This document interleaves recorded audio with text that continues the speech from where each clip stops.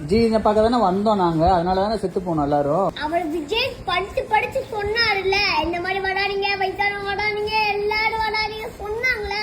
டயத்துக்கு வரணுமா இல்லையா விஜய்? அவர் நைட்டு வருவாரு இல்ல காலையில வருவாரு, அவர் இஷ்டம்.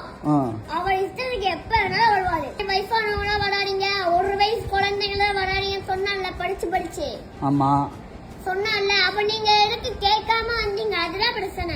சரி வந்தாங்கல்ல, வந்தவங்களுக்கு கட்சியில இருந்து ஏதாச்சும் ஒண்ணு பண்ணி தண்ணி பாட்டில் அதெல்லாம் கொடுத்துருக்கலாம். லேட்டா வந்தப்ப கொஞ்சம் பார்த்து கேர்ஃபுல்லா இருங்கன்னு சொல்லிருக்கலாம். அது ஏன் சொல்லல? அதான் போலீஸ் இருக்காங்களே, போலீஸோட பாதுகாப்பு. போலீஸ் பாதுகாத்துச்சா இல்லையா?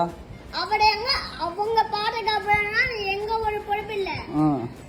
அவங்க விஜய்க்காக இருக்காங்க. இப்போ ஒருத்தவங்க செருப்பு எடுத்து எழுதிட்டாங்க, எல்லாரும் கீழே இருக்காங்க, மேல யாருமே இல்ல விஜய்க்கு பாக்கிறதுக்கு. விஜய் இப்படி நிக்கும் போது விஜய் நாள் நிக்கிறான்னு வச்சுக்கோங்க, எங்க யாருமே இல்ல. இப்போ ஒருத்தவங்க செருப்பு எடுத்து எழுதிறாங்க, அப்ப அது யாரு பாக்குவா? அவர் பின்னாடி திரும்பி நிக்கிறாரு, அவரை பார்க்க முடியல. அப்ப எப்படி அந்த செருப்பாடு அவரை அவர் மேலேயே விடுக்கும்ல. அதனாலதான் 2 பேர் இருந்தாங்க, கீழே போலீஸ் இருந்தாங்க. அது ஒரு போலீஸோட பாதுகாப்பு. போலீஸ் மேல தப்பு.